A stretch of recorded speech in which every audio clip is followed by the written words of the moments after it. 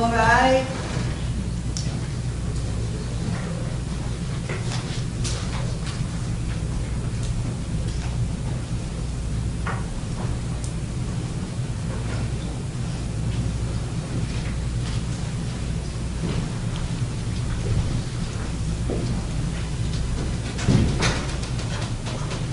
Our district clerk, reconvene. Please be seated. Ms. Linus, are you ready to call your next rebuttal witness? Yes, Your Honor. The state calls Dr. Tim Kokler.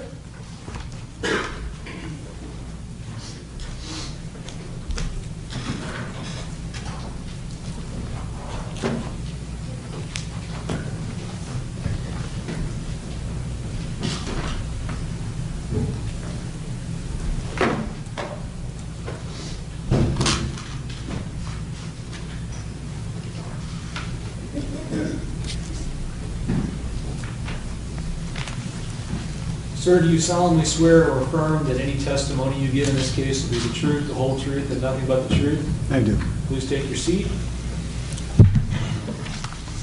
Please state and spell your name for the record. Dr. Tim Kokler, Kokler. Dr. Kokler, one logistical thing.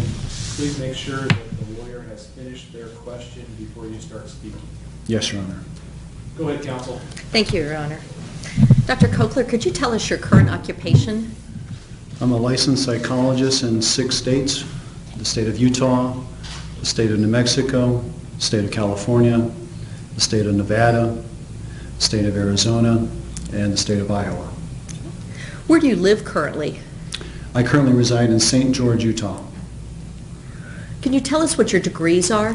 I have 6 degrees, one from the NIAC, Mason City, Iowa. My second degree is from the University of Iowa. My third degree is from St. Mary's University of Minnesota in counseling psychology. My fourth degree is in clinical psychology in San Diego at AIU. My fifth degree is in clinical psychology, a PhD. And my sixth degree is a postdoctoral master's in psychopharmacology. If you could explain your clinical psychology, your master's, PhD, as well as your postgraduate work, when you did those? Yes, I graduated from University of Iowa in 1994, St. Mary's University 1998. And what was your degree at St. Mary's? Counseling psychology, master's. Go on. What was your PhD? PhD in clinical psychology with a emphasis minor in forensic psychology. And where was that? AIU, CSPP is the old term, it's now AIU in San Diego. And the postgraduate work you described? After finishing my doctorate work, I went to the Florida State Hospital and completed a year-long residency at the Florida State Hospital in clinical forensic and neuropsychology from 2002 to 2003. After that, I went from 2003 to 2005 to Baylor University, where I completed a postdoctoral fellowship. And what were you working in when you did the postdoctoral fellowship? Primarily in violence, aggression research, domestic violence, and neuropsychology. What did you do after you completed your postdoc? I looked for a job. I looked on West, East Coast, and everything in between.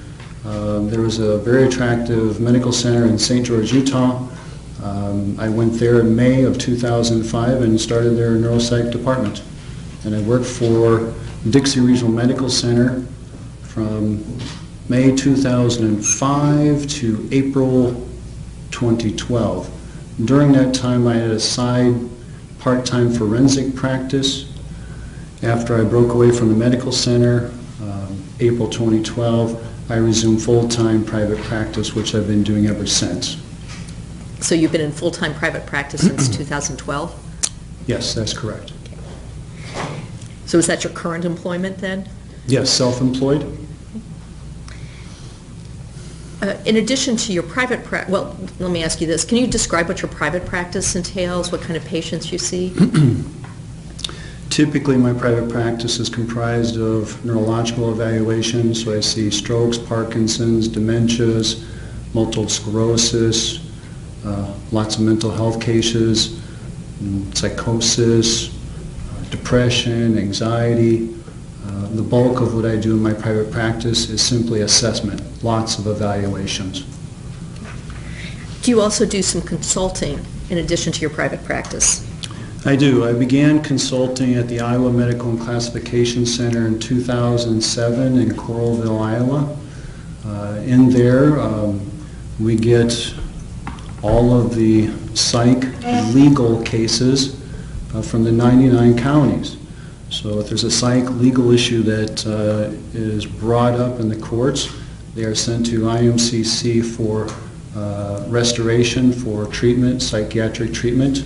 And when the treatment team feels that they are ready to be evaluated, then they assign the cases to me. And what kind of evaluations are you doing there? The bulk of what I do there is competency to stand trial, because they are the most common legal question in the courtroom. Criminal responsibility and sanity evaluations are a small percentage of what a psychologist or a psychiatrist might be asked to do. So the bulk of what we do there is competency to stand trial. Even though you're consulting or working at the Iowa Medical and Classification Center, does that dictate what finding you make in any particular case? No, it doesn't. And I say that because I like to think of myself as an independent examiner. More times than not, when legal issues are raised in the courtroom, it's usually defense counsel that raises those issues. They come to IMCC or some of the other state hospitals that I consult at by way of court order. And so 9 times out of 10, it's a court order that says, you know, Dr. Kokler, would you do an evaluation? So I like to think of myself as an independent, neutral examiner. I'm just giving an opinion to the court. Have you actually had cases involving Johnson County? I have. And have you always found in favor of what might be viewed in favor of the state's position? No. Okay. So even when you were evaluating someone, then you make a decision based on your findings, not based on who you're working for or who is asking you to do the evaluation. Is that correct? That's correct.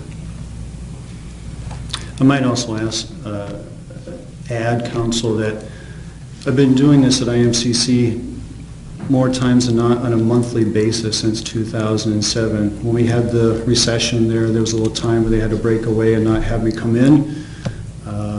But it's on a monthly basis.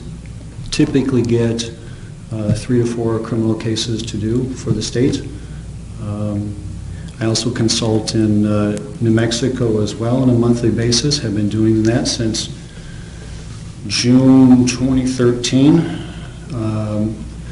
Same sort of scenario. If the treatment team feels that the defendant is ready to be evaluated, they assign cases to me, and then I do the examination and I determine whether they're competent to return to the court or incompetent, or if there's an insanity or a criminal responsibility issue, I will give an opinion there as well. Have you testified previously as an expert witness? I have in several states. Does that include in Iowa? Yes. Okay. And are you actually licensed as a psychologist? I believe you said you're licensed in 6 states and that includes Iowa, is that right? Yes. Could you describe the type of forensic training you have had specifically on forensics?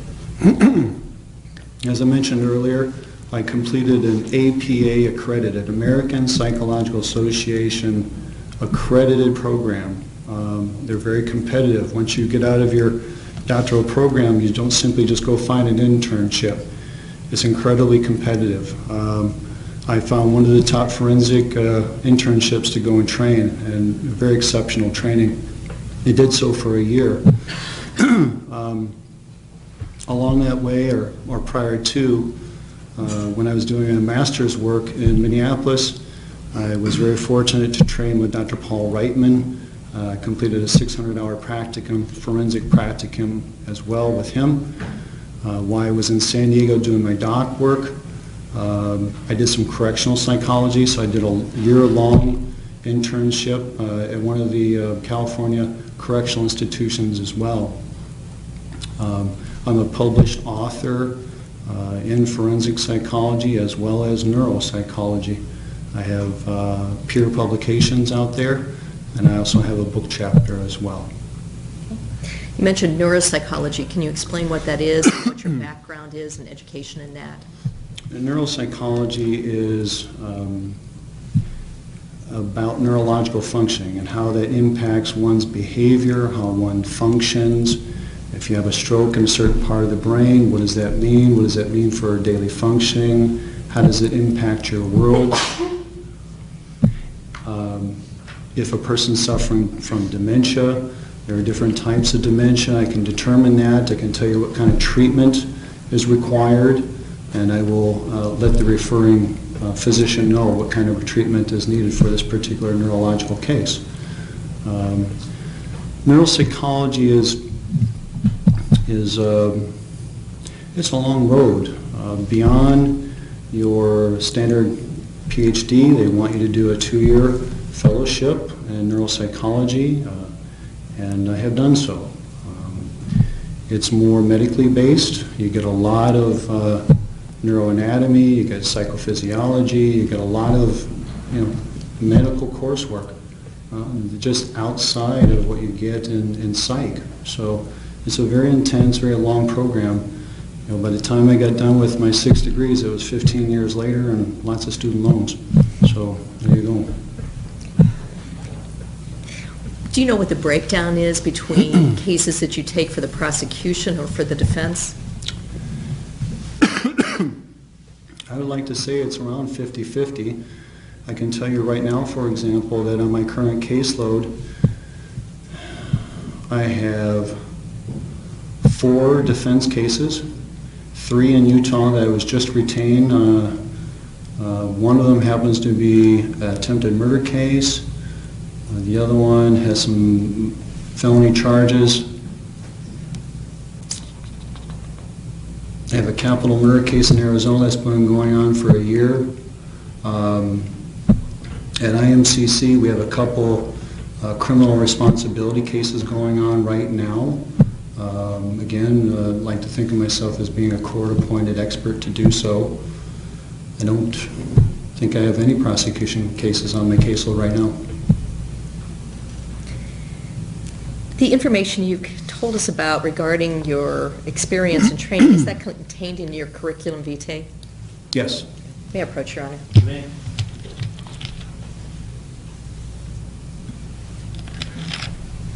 Dr. Kokler, I'm handing you what has been marked as State's Exhibit number 46 and asking you to take a look at that and tell us if you recognize that.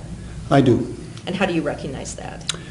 It has a CV at the top. It has my name, my address, my email,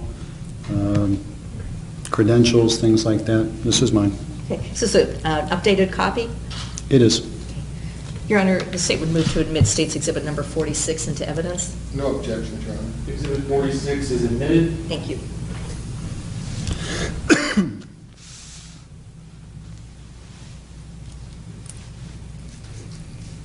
Dr. Kokler, were you asked to do a psychiatric evaluation of the defendant to determine if he had a mental condition at the time that he committed this crime? I was. And did you conduct an actual evaluation on him once you were requested that? I did. And do you know about over how many days you took to conduct that evaluation? Yeah, March 17th and March 18th, 7.75 hours, as I recall. And is that the amount of time you spent interviewing Mr. Kozak? It was a combination of interviewing as well as administering psychological testing.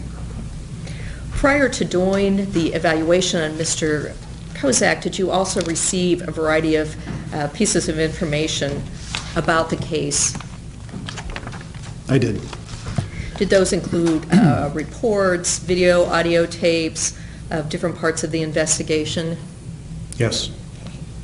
And did you use those as part of your investigation? I did. Let's talk about how you did the actual evaluation.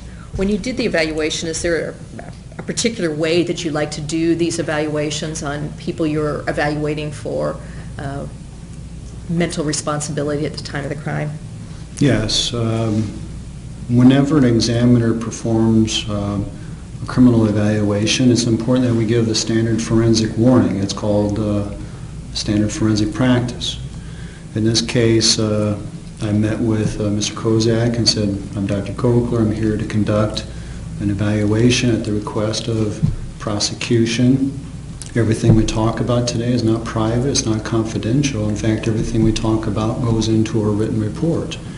And that report will go back to the DA and potentially other parties associated with this case. I'm not here to treat you, I'm only here to do an evaluation. There's also a chance I could be asked to testify in the case. I gauged their understanding, and then I asked them if they'd like to proceed. And in this case, he said yes.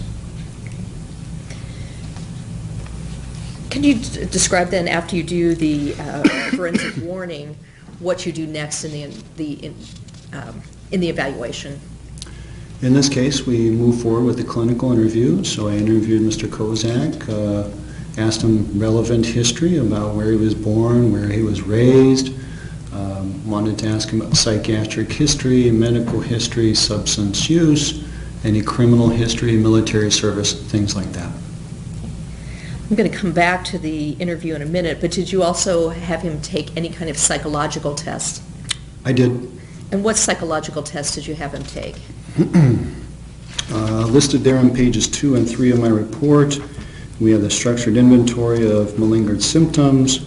We have the Minnesota Multiphasic Personality Inventory 2, the Milan Clinical Multi-Axel Inventory 3, the Memory Complaints Inventory, the Word Memory Test, and the Victorious Symptom Validity Test. Why don't we go ahead and start with those. Can you tell us, first of all, what the structured inventory of malingered symptoms is, if I could say it? For short, we call it the SIMS. The SIMS is a true-false questionnaire, 75 questions where the examiner sits down and answers questions about various items that may be true psychiatric symptoms versus maybe not so. It takes most people 10-15 minutes to fill out. And did Mr. Kozak take that test? He did. Okay. And what were the results of that test?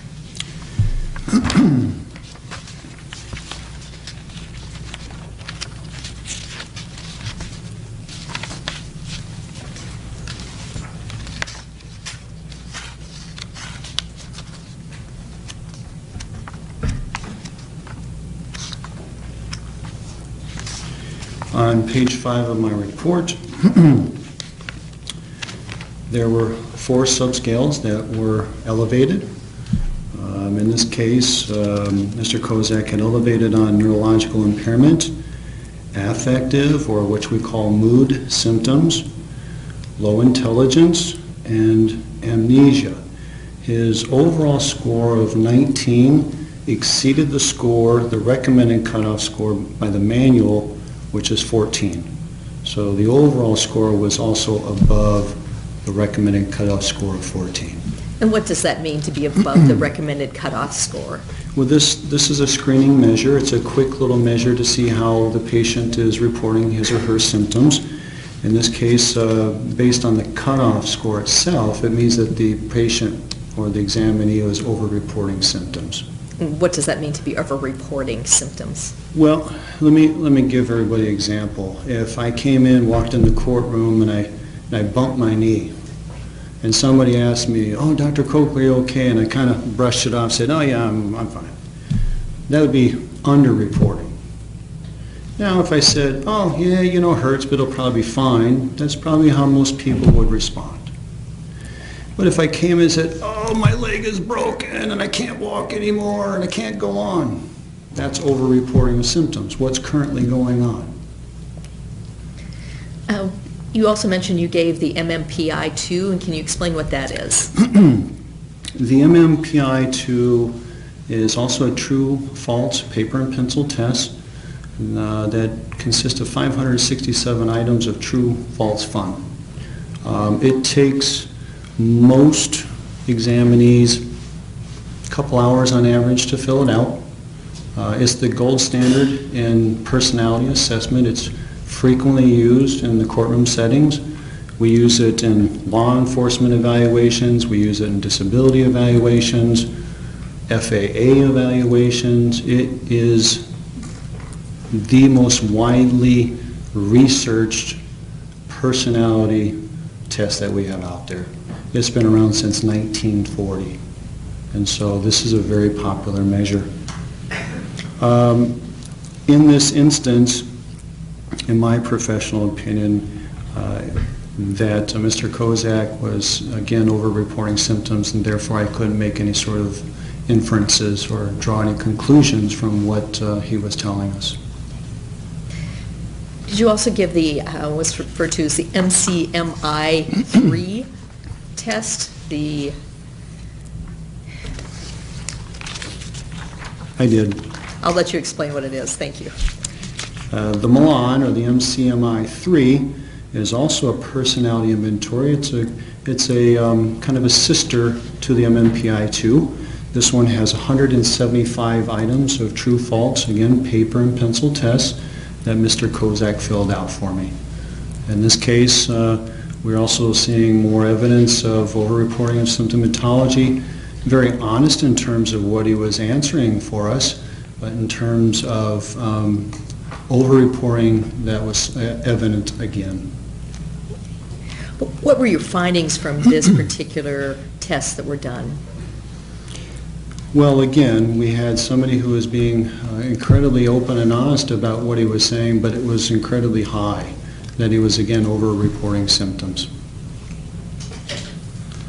Were you able to deduce anything from his findings or from how he did on this particular test?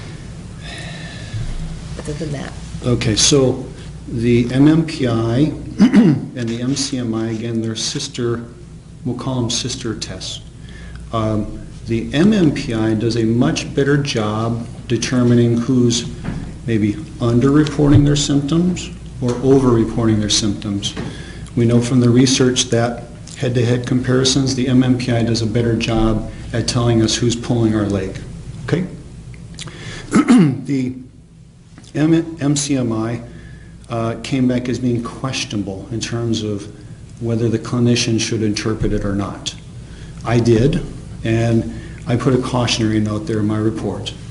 Although this, I put there is evidence of symptom exaggeration, thus the following results should be interpreted with caution. Okay? And what were those results that should be interpreted with caution? Mr. Kozak had multiple scale elevations on this particular test. Came back as being a fear of being rejected, humiliated, inferior, inadequate, feeling alone, feeling empty, feeling isolated,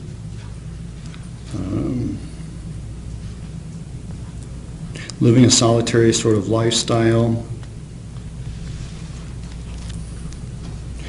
relying extensively on fantasy.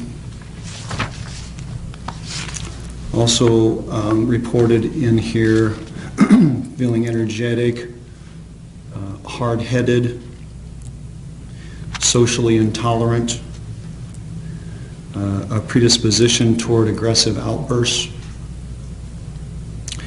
which may be expressed in a callous manner with little awareness of the impact of their actions.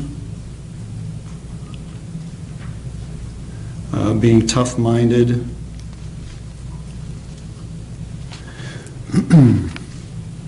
having unpredictable sort of violent behavior, may express itself, even vicious,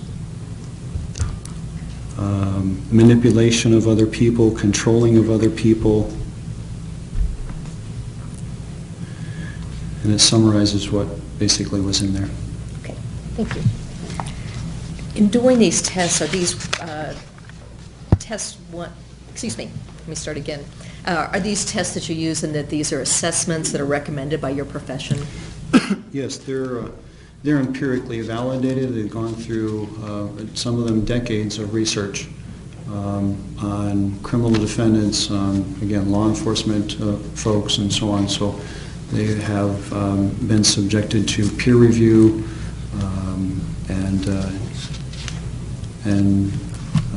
lots of scrutiny, and so they're great tests. In addition to doing these tests, you said you also did an interview with the defendant, is that right? Yes. Okay. And you referred to it as a structured interview of some kind? It's an interview that I use with most of the people that I meet with. Defendants might be changed a little bit more. I might ask additional questions about criminal history and things of that nature, substance use, but yeah, pretty typical. Can you tell us what kind of the format is of this structured interview that you use? Well, so when I sit down, I'll tell the examinee that let's get started in the clinical interview, and so walk them through. Let's start with your age, your date of birth, where were you born and raised. Ask them about whether they're married, if they have children, are their parents alive, do they have any siblings, are they employed, standard stuff like that. Okay. Was Mr. Kozak willing to talk to you? He was very open and honest with me. What else then did you do in the interview in terms of asking him questions? We went through educational history, asked him where he graduated from. It was Osage High School. Asked him if there was any special education history, if he had repeated any grades, if he had any behavioral problems in school which resulted in him getting kicked out or things of that nature. In doing this interview, did you assess for mood disorders? Yes. And what were your findings? I didn't find any evidence of a mood disorder. I didn't find any evidence of depression. I didn't find any evidence of anxiety. And those were questions that I asked him point blank.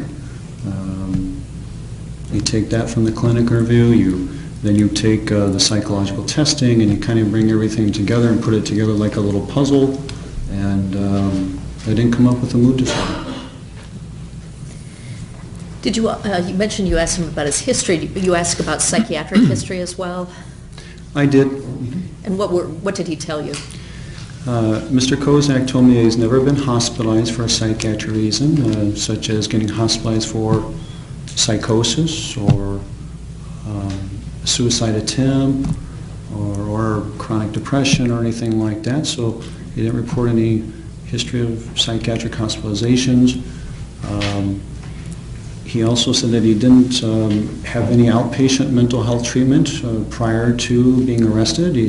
He had shared with me that he was getting some counseling with a gal at the county jail since his arrest, but that was the extent of what he had shared with me. He didn't report any history of psychiatric medications, that he was on Prozac or any of the other antidepressants or anything along those lines. Did you talk to him about whether he had any kind of substance abuse problems? I did. And what did he tell you? He said that he had used some alcohol and marijuana. The alcohol didn't rise to the level where we could categorize it as an alcohol use disorder, and the same can be said for any marijuana use. The questioning of Mr. Kozak didn't reveal any sort of disorder there, a substance use disorder.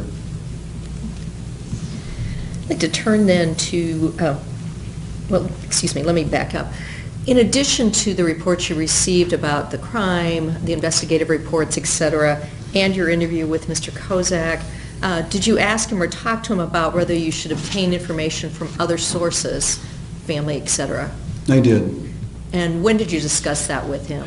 That was on the first day that I saw Mr. Kozak, March 17th. At the end of the day, I said, Alex, in these kind of evaluations, collateral information can be useful to talk to friends, family, employer, things like that are relevant to the case. I said, don't need to make a decision right now. Perhaps you want to call your attorney and discuss with him or think about it over the night. The next day, when we picked up on March 18th in the morning, Alex had respectfully declined. And so I said, okay, let's move on.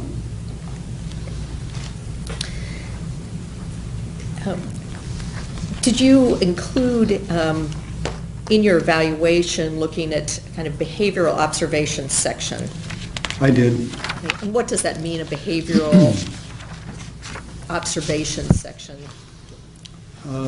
It's what you learn in the clinical interview. It's how the patient or examinee is interacting with you. What does their attention and concentration seem like? Are they looking around the room? Do they appear to be responding to internal stimuli, such as something you might get in a psychosis? Is there inappropriate laughter because he's hearing some voices in there? Does he say or make delusional statements such as, my attorney's Satan or something? That would be a delusional fixed belief system. That's what the behavioral observations are used for. Was there anything significant or important under this section that you found? Well, on page 4, I'll point everybody to page 4 there, and I found Mr. Kozak very cooperative. He talked freely with me today. What I think was most surprising to me is that most people have a filter when you talk to them. You ask them about certain things. And whether you call it denial or rationalization or something like that, they at least try to put up some sort of little barrier there. I found Mr. Kozak very open to a fault. There just was no filter there.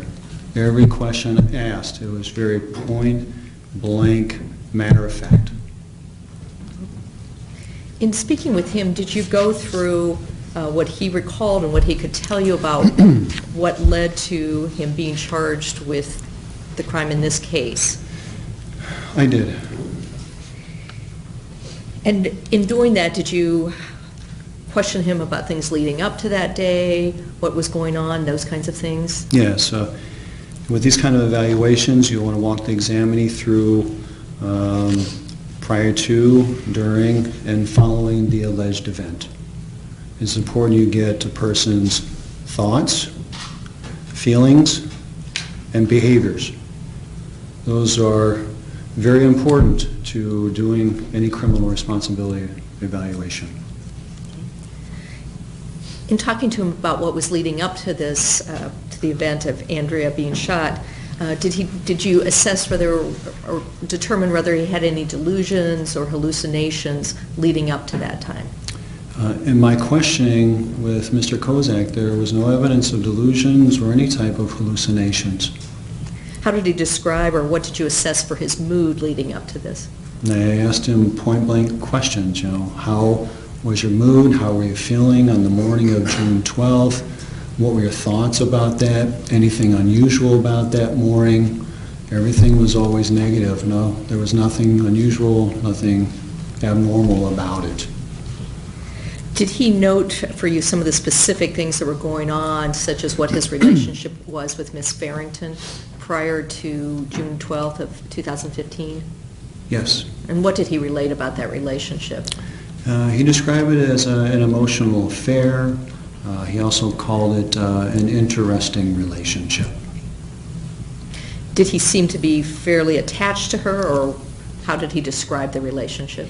Yeah, Mr. Kozak had reported to me that there was love there, that he articulated that to her, and that it was reciprocated by her as well, that purportedly she had loved him.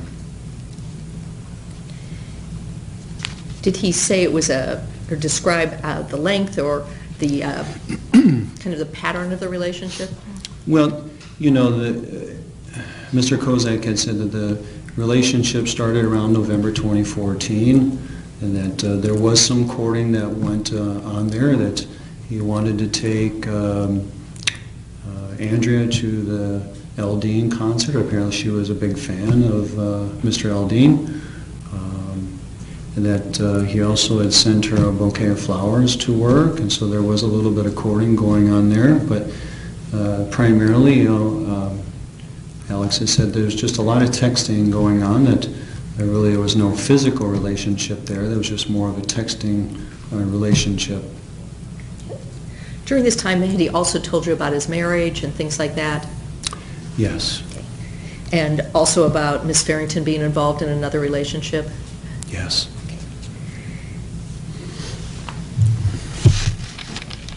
Did he describe anything that had happened in particular that bothered him or concerned him the night before June 12th of 2015? Mr. Kozak was upset by a text there was some texting that was going back and forth between Ms. Farrington and Mr. Kozak. Mr. Kozak had went on a date with his wife to a movie. Everything seemed to be going pretty okay that night.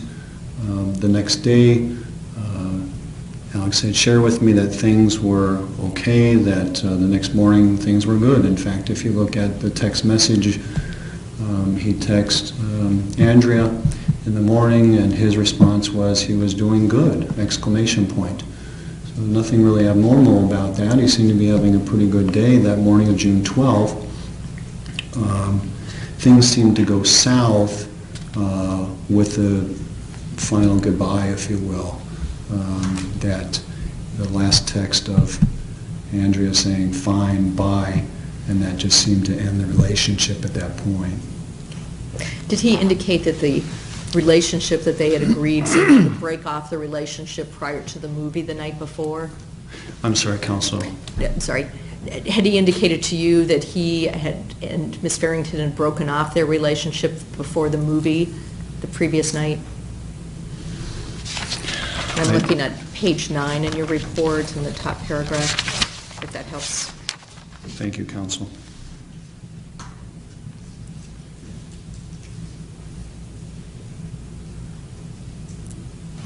Page 9, first paragraph.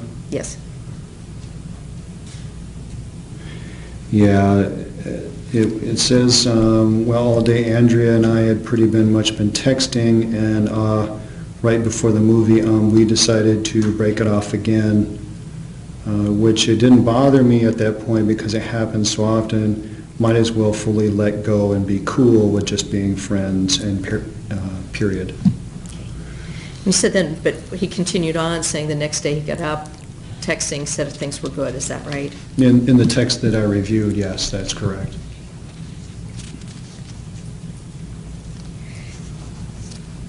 Did he express anything up to June 12th regarding his mood and what his mood was, in particular towards Ms. Farrington, on the 11th before the 12th?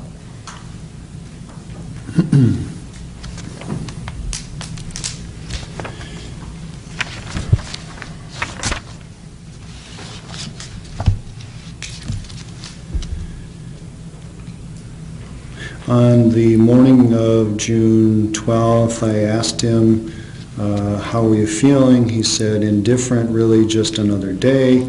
I said, was there anything unusual about this morning? He said, no, not that I can recall, besides waking up at 3 a.m. And then during the course of that day, did he report that something had changed, leading to his mood changing?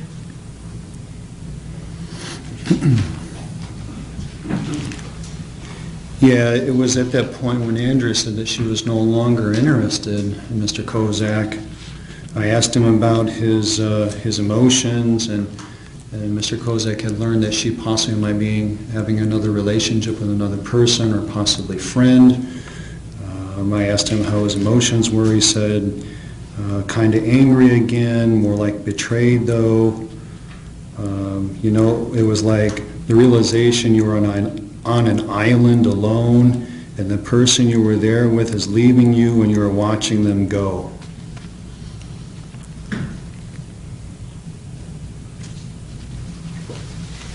Did he report that he continued texting with Ms. Farrington, though, even after that point during the day?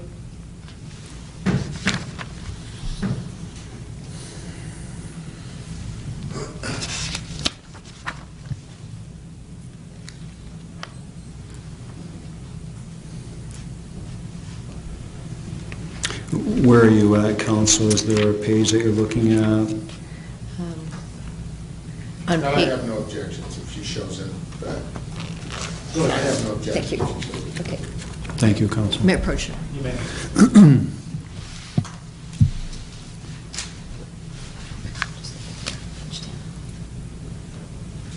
Okay, thank you.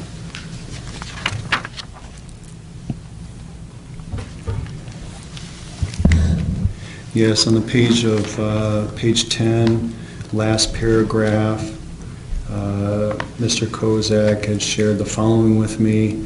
In our previous conversations, like the night before, she said it would be slutty for her to sleep with me. So I brought that up that day. If there's someone else, it would be slutty to sleep with me, but not them. And to that she said yes. And then I'm not sure exactly what happened after that, but I think we stopped talking for a little bit. And then I really can't trace the whole day after that, but I know at some point I had texted one of my friends, Jessica.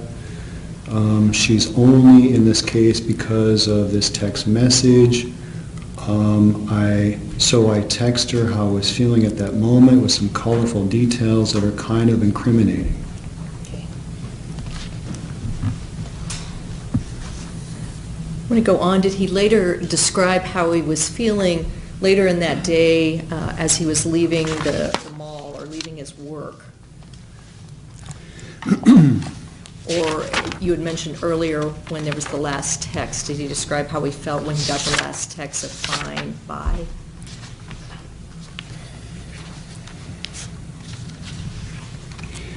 I asked him to tell me about his thoughts after he felt feeling betrayed, and he was angry again, and he said about the same why did we let ourselves get to that point again? Why do I always blindly trust females all the time? Why do I get myself into these kind of situations? And then Mr. Kozak went on to share with me about some previous relationships that he had in high school that didn't go as planned, and then a similar kind of thing where he felt like he wasn't treated fairly. Did he If- later? On page 11 there, I asked him to describe his emotions for me. He said at that point, like an erupting volcano, very warm, very angry, confused, kind of lost, didn't really know anything, just kind of like you're standing on like a plane, and it just, nothing makes sense. At that time, did he express that he was feeling any kind of, again, any delusions, any hallucinations, things like that? No, again, everything throughout my interview was devoid of any sort of psychotic process, hallucinations or delusions. There was nothing there that he was getting command hallucinations to go and kill anybody, that he was being, the police were terrorists chasing him or anything like that. There was nothing in the interview that I learned that even came close to something like that. Did he describe how he was feeling when he made the determination to return home from the mall and what he did? And I'm looking on the top of page 12.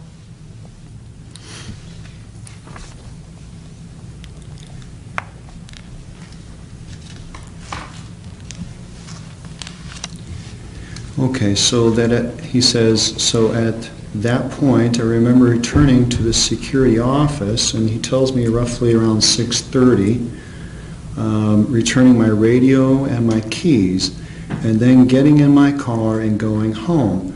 Then at home, there were some interesting discussions with myself. You know, it's like thousands of thoughts at one type thing, like starburst or waterfalls type thing. What are we doing now type of thing? And so I sporadically filled a bag with clothes, changed out of my uniform, and then grabbed my firearm. And the next thing I know, I'm back in traffic, headed toward the mall.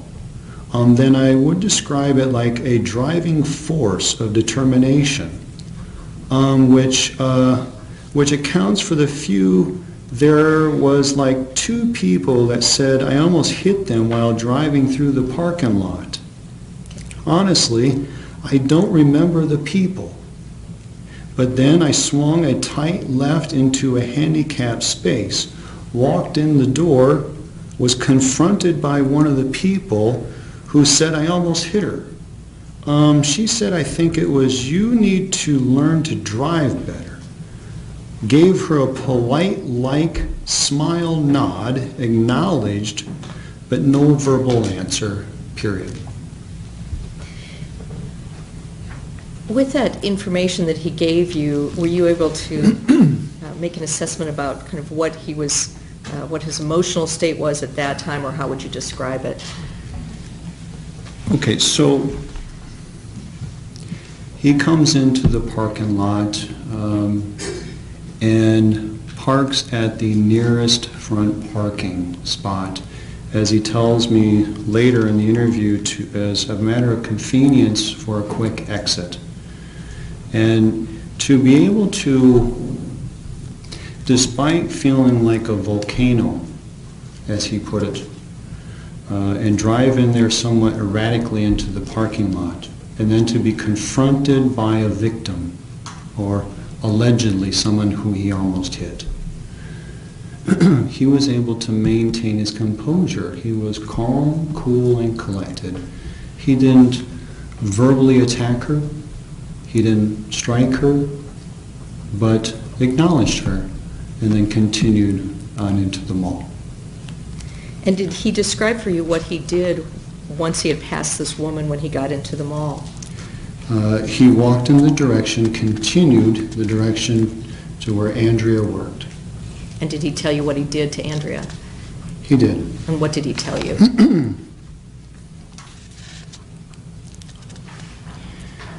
On the top of page 13, there's this conflict of what's going on between himself, how he's thinking about this. And I'll give an example of what he described to me. First paragraph. It was like, well, to make for self-preservation, to make sure we don't get hurt, this has to be resolved.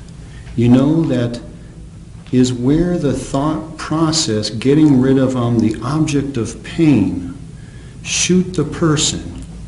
You know, of course, there is the small thoughts, you know, I am pretty sure that it is illegal. So it was like the back and forth thing. Again, somebody realizing that what they're doing has repercussions, has implications, in this case, legal implications, and acknowledging that. There was this internal struggle, internal battle of what was going on. But he seemed to understand what he was doing, or have an understanding of it? Yes, I went through and asked him question by question, you know, whether he knew what he had was a gun, whether he knew that he could be using deadly force, and we got affirmative responses for each one of those questions. So he never thought the gun was some other object or things like that? No, I asked him, did you know that it was a gun? He said, yes. I asked him if it was loaded. He says, I keep it loaded on my nightstand. He told me about the clothes that he put on. I asked him about the parking spot. Why did you park in the handicapped spot? It was close, and it was open. It only seemed logical. How so? I mean, that is how I perceived it at the moment. It was right in front of the door. Did you know it was handicapped? Yes, sir. Do you remember what the lady looked like? And then he goes on to describe her to me. So he had good recall of specific things that were happening at the time? Yes, I would say so. Okay. And how does that play into what you're assessing him, or how you're assessing him? It shows somebody who has intact reality about present moment of what's going on at that time. They didn't lose memory. There wasn't sort of an emotional response. They had this amnestic period of loss of memory for what happened. This was good, solid recall based on the records that I had available and then what Mr. Kozak was sharing with me as well. Did he tell you what his object was in going into the mall? He did. And what did he tell you? Page 14, I asked him what was the objective, and he says, to shoot Andrea. And I said, describe your feelings as you're walking to the guest welcome center. He says, cold fury. Right before it was just like a calm before the storm. It kind of seemed like surreal. It seemed like more of a vivid thought process rather than an action sequence that was actually occurring. Was he able to describe in detail where the gun was when he went into the mall and where Miss Farrington was? Yes, I asked him where the gun was. He told me it was in his front pocket. I asked him if he knew that it was a gun when he pulled it out, and he said yes. I asked him, how did you know it was Andrea? And he said, she has a very distinctive haircut. Kind of distinctive hair color, which was like a dyed brown. Always had the same shirt on when working there. And of course, her posture. It was where she was supposed to be. Did he recall how many times he had fired the gun? He did. He told me that he had fired 3 times. Did he tell you what he did afterwards with the gun? He told me that he had disposal of that in a dumpster. Did he also later talk to you about having a cell phone and what he did with that? He did. He told me that while driving on I-80, that he came to the realization that a phone could be used as a tracking device. And so at that point, he then disposed of it. When I asked him, how did you know Andrea was dead? He said, reasons of logic. You can only get shot 3 times and not die by either really crappy aim or some type of incredible miracle. And I said, do you recall where you aimed the gun? And he says, around the general torso area. And I said, why? He said, effective means of biology, human makeup,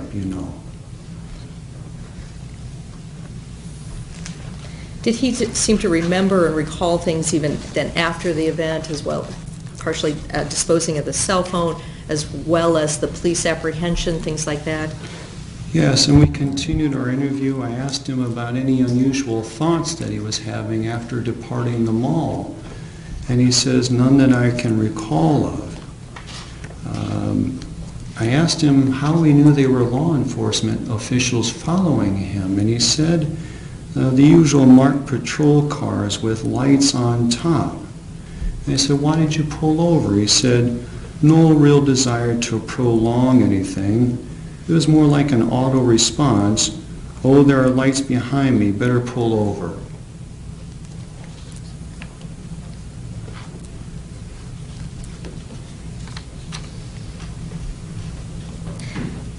In asking him and talking to him, did you ask him about the use of any kind of substances, alcohol or other kind of substances that could have affected his judgment, his abilities, etc., his memory, his understanding of things that day? I did. Any forensic assessment should include a thorough substance abuse assessment. And in this case, Mr. Kozak had denied using any sort of illicit substances, alcohol or otherwise, on the day of or prior to the alleged crime. Did you ask him about, as he was explaining everything that was going on, about basically kind of what his thinking was at that time? And I'm looking at the top of page 19 in terms of his description of what he did.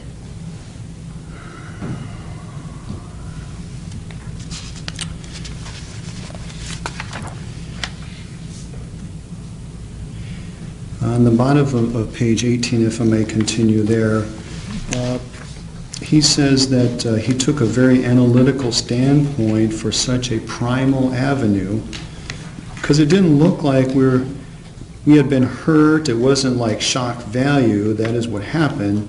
To make sure it doesn't happen again, you got to get rid of the situation. So stuff like that along the track line, which I think it comes in use of a firearm instead of any other tool. And I said, what do you mean? He says, like tool-wise. To what most people refer to as weapons, I refer to as tools, because it's not everyone is like using a weapon. It's actually a false rendition because humans are the weapons using a tool. Because we have proven that over the course of human evolution, because they are tools designed for a specific purpose. You know, it's not like this weapon was used. This is a tool, and I am a weapon. And did you ask him to explain that? I did, and I went on beyond that. I said, what do you mean by took a very analytical standpoint for such a primal avenue, his earlier statement? He said, in that situation, you know, it's like kind of people reverting back to their primal instincts. Instead of running or fighting, looking into should be done about it instead of a typical response. And then it took the fight response kind of honed in on not hurting but completely obliterating the problem. Make sure it can never happen from that source again. Did you ask him, I'm looking on page 20 now, about whether he had an alternative course or some other means to resolve this situation? Yes, I did, and it's about midway through on page 20 of my report. I asked Mr. Kozak, I said, why not choose another means to resolve this situation? His response was, that's an excellent question. It appeared at the time that there was really no other means. As weird as that sounds, like, yeah, I really don't know how to put it in words, period.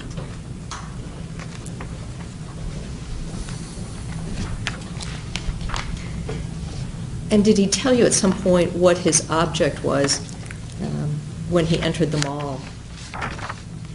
I did ask him, you know, what was the objective at going into the mall?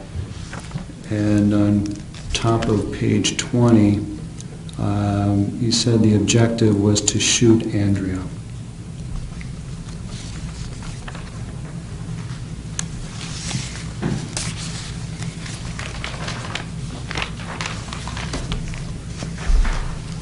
Based on your interview over those 2 days with Mr. Kozak, the psychological testing you did, as well as the review of the other reports, did you form an opinion to a reasonable degree of certainty in your profession of a diagnosis for Mr. Kozak?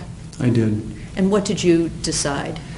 He didn't fit one particular personality disorder. I went with an unspecified personality disorder, which means that it's a mixture of behaviors and traits. And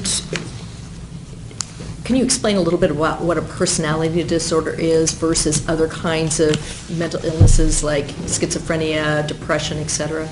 Yes. So psychiatric conditions can be mood-related, like our depression, like our anxiety, obsessive-compulsive disorder. Those are more mood. They ebb and flow, okay, typically based on environmental factors.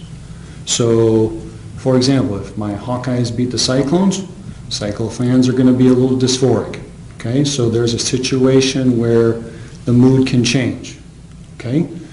Now, traits, on the other hand, are a little different. Traits are personality. They are our core being of who we are. Enduring patterns of behavior is what we use in my profession.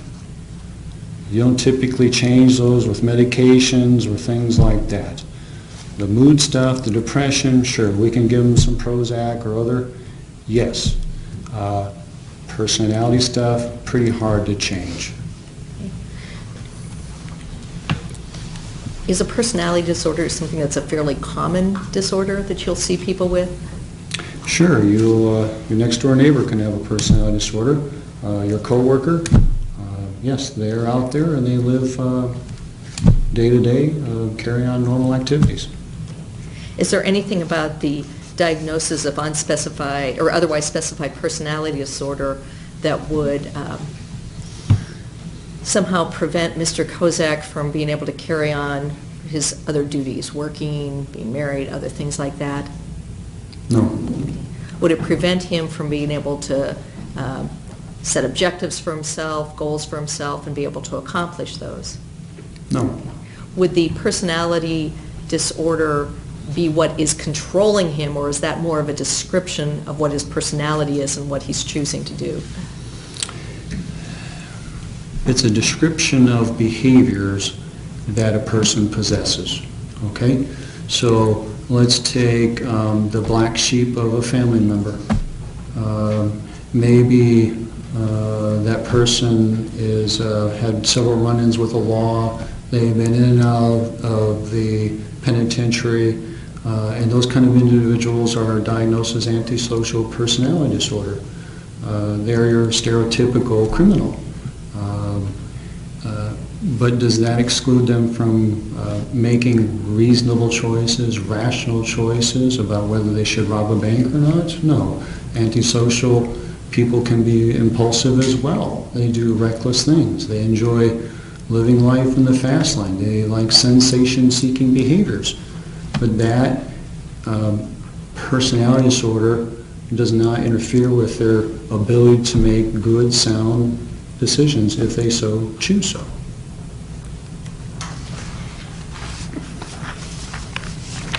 You said you had studied, did some research in the areas of different violence, is that right? Yes. Okay. And the research that you've done and studied, are there different types of violence? Yes. And can you describe what the different types are?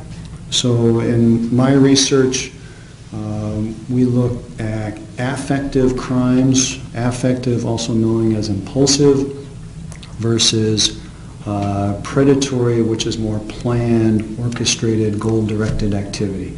We've been able to narrow it down into two subtypes of violence and/or aggression. Do you see different responses to people who are engaged in those different types of violence?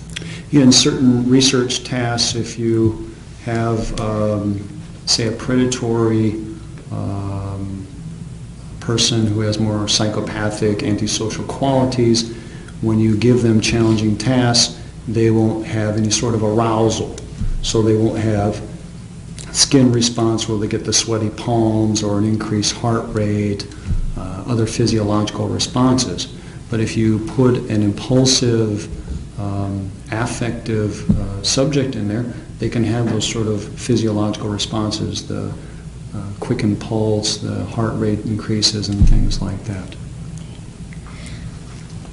As part of your review of all of the reports, did you also review the report, or the preliminary report at least, of Dr. William Logan, who also evaluated Mr. Kozak? I did. if he testified yesterday that his now conclusion would be that the defendant suffered from intermittent explosive disorder and a borderline personality disorder, would you say you found those same diagnoses? I did not. Okay. And why, and what was it in terms of your interview and your review of all the records and the testing you did of Mr. Kozak that would not lead you to a diagnosis of intermittent explosive disorder? Dr. Logan has, as my understanding, has changed his diagnosis from the preliminary report to something a little bit similar yesterday, is my understanding. Borderline personality disorder versus unspecified personality disorder. So Dr. Logan says he's got borderline issues, and I'm just saying he's got a hodgepodge of personality issues. And so in that regard, I respectfully disagree. You know, your severe chronic borderline is one who is in and out of the hospital because they're making suicidal gestures, because they want attention, because their loved one left them, and then they threaten suicide. So they say, if you leave me, I'm going to hurt myself. So they make a superficial cut on their arm, or sometimes more serious in nature, and then they end up in the psychiatric hospital for a few days. Moreover, the severe chronic borderline also has scars, from cutting, self-mutilation kind of stuff. Mr. Kozak didn't endorse any sort of self-injurious behavior at all. I didn't see anything visibly on his extremities as I'm observing him. Nothing that led me to believe that there was self-injurious history, and so in that regard that was absent as well. I just didn't find compelling evidence of a borderline. I found more kind of a mixture as I questioned him about certain personality symptoms that he endorsed, but lots of other ones he didn't endorse, so therefore I just went with a mixed personality. What about the intermittent explosive disorder? Did you see or hear during your interview with Mr. Kozak or see anything in the reports that would lead you to that diagnosis? No, I didn't find compelling evidence of an IED or intermittent explosive disorder. Again, we have an absence of criminal history here. Nothing in the juvenile history that would suggest that he had a long history of simple assault or other sort of violent acting out behavior. Similarly, there was nothing in his adult criminal history. I believe Mr. Kozak reported that he had a traffic ticket and the current charge. So again, I didn't see lots of violent criminal acts that would support that kind of diagnosis. If his wife came in and said that he was getting angry multiple times a day during May and into early June of 2015, would that change your opinion? Well, it depends. I don't know the circumstances around it. Spouses get upset from time to time about various issues. So I guess it depends. Even if somebody had intermittent explosive disorder, would that preclude them from being able to set objectives for themselves? No. Does it mean that they're so impulsive that somehow that illness would control what they're doing in some way? No, and again, one example might be when Mr. Kozak described to me entering the mall. At that point when he was confronted by that individual, a person with IED might just lash out and could have very well assaulted that person. But in this instance, here's somebody who was able to acknowledge the individual and then proceed on with where he was going.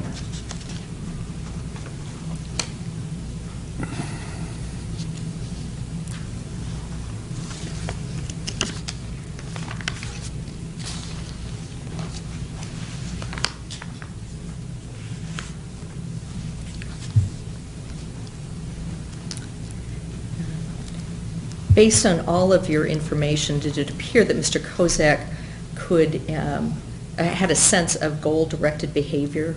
Yes.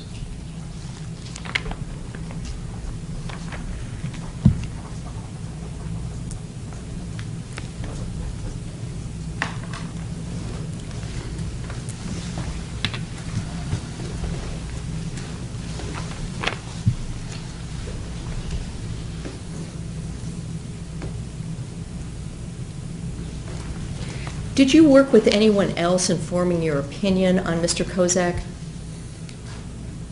No, just myself. And the only other report you read was Dr. Logan's report, is that right? Correct. Okay. Thank you. I have no further questions. Thank you, counsel. Ladies and gentlemen, I think we'll take our afternoon recess. At this point in time, we will reconvene at 2:43. Please remember the admonition during the recess. Right now, recess.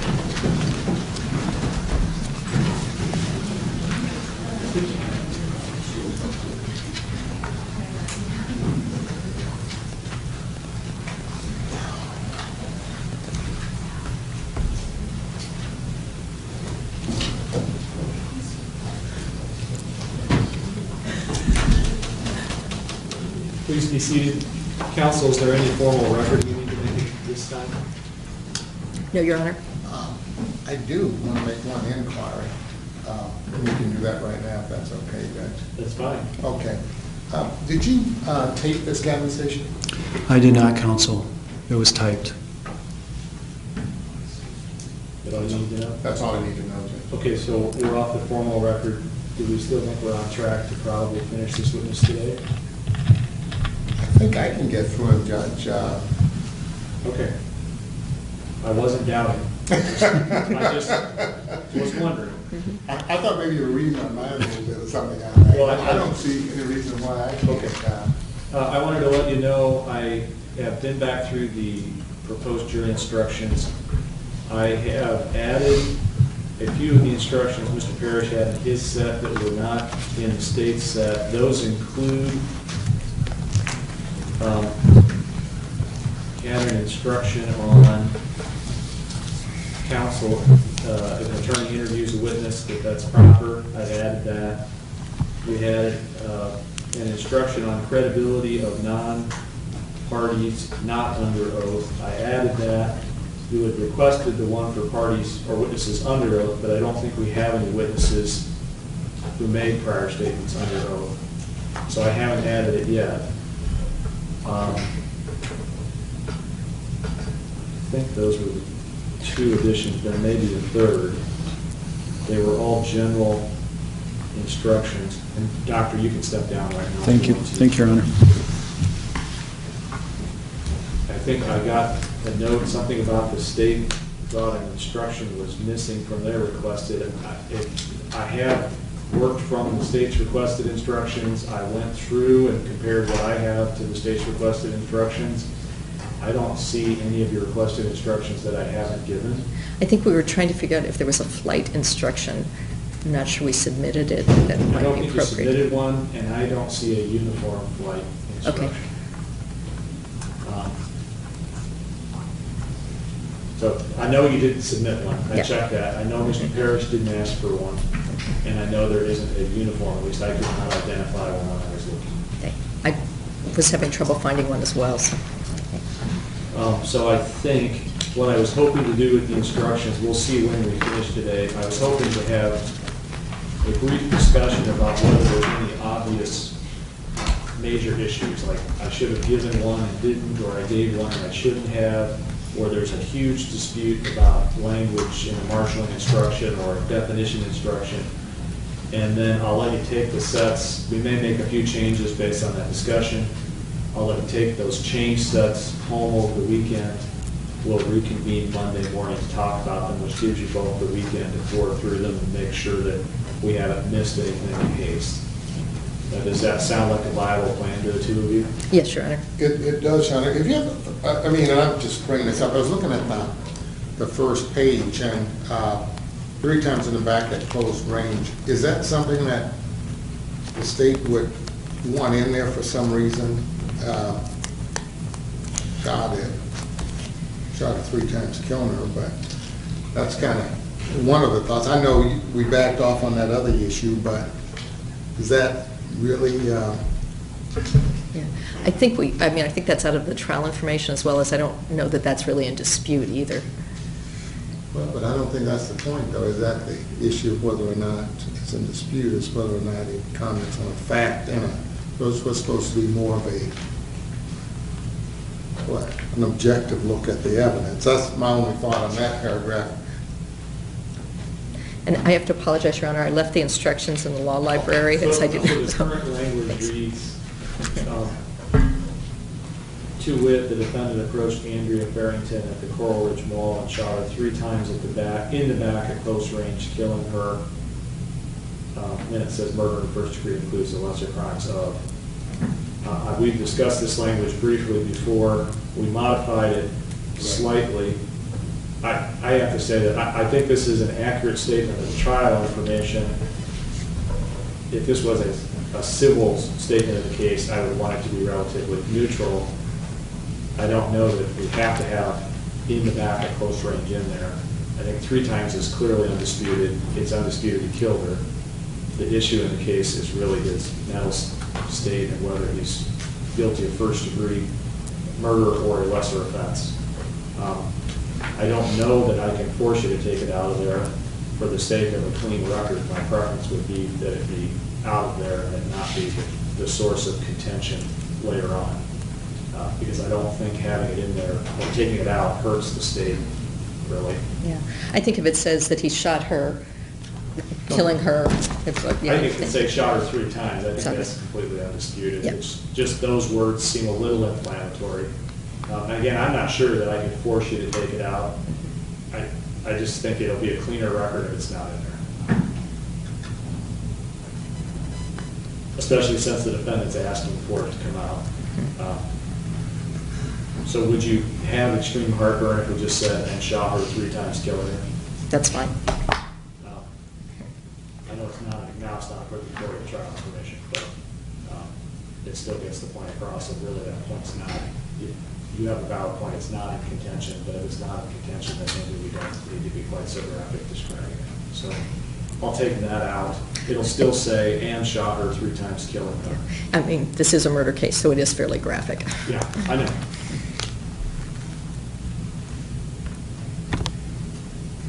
And certainly you're free to, and I assume will argue that he shot her 3 times at close range in the back. That's in the record, and that's very infirm, so. Judge, your thought and how you do this, do you, I know we have a copy to work with, when we actually come in to make our record, do you just go through and number them at that point while we work through it? While we're working through, we'll number. I try not to number them before we work through them informally, because then if we take one out or we add one, we have to change all the rest of the numbers. Okay. What we can all do is hand write a number in as we're working through. Once I'm sure we aren't going to change the order or take one out or put one in, then we'll type the numbers in, and you'll have those numbers for when you make your record, so we're sure that you're referring to the right instruction and register any objections. Okay. Also, Your Honor, do you read the instructions before closings? I do read the instructions, except for the instruction on the verdict form and the actual verdict form. I don't read that until after the closings. And I don't read the whole verdict form. I read the instruction and I make it clear. I think actually one of you proposed something slightly different than the stock that is much better, that makes it clear you'll sign the verdict form one place, not 2 or 3 or 4. Because I've had a case where I read the instruction and thought, oh my God, I think they might sign the verdict form 2 or 3 places. They didn't. But I thought, boy, we should have cleaned that up. And you guys actually submitted something that had that. So you don't mind if the lawyers in argument post the instructions or refer to them after you've read them? No, and in fact, I do it the way I do because I expect you might want to show the jury specific instructions so you can bring home the point of why you're correct and why the other side isn't. And then you're not in that box of saying, I think the judge is about to tell you X. I already told them. And then I give them, there'll be about 1 for every 2 or 3 people. They'll have a copy to look off of. I only let them take 1 copy back to the jury room. Okay. Their copies will all be marked by my hand in red ink at the top. It'll say copy on the first page. They'll leave those in here, or the court attendant will collect them before the original copy goes back. Then they'll have one marked by me in black ink by hand that says original on the first page. Okay. And then that copy will be signed, and that's one of the things I don't file my EDMS. It'll go back to the clerk's office and be scanned in, so the clerk can be absolutely certain that the jury's copy is what's in the file. Okay. Sounds good. Anything else we need to cover before I we don't take think the so, rest of Jerry. it? No, I thank think you. so. Thank you. Alfredo, I do want you to look at your verdict form's a lot different than the state's. Did I have not guilty first? Well, normally like to do. for each count, you had them say guilty or not guilty for each count, I think. And the state's is just one, guilty of count 2, is he guilty of count Okay. 3, or is he not guilty? Okay, I like that. Um, I have no problem with Okay. What time did you want us back? You can give us a couple extra minutes, because usually we'll line in the restaurant. About a quarter to. Thank you. So.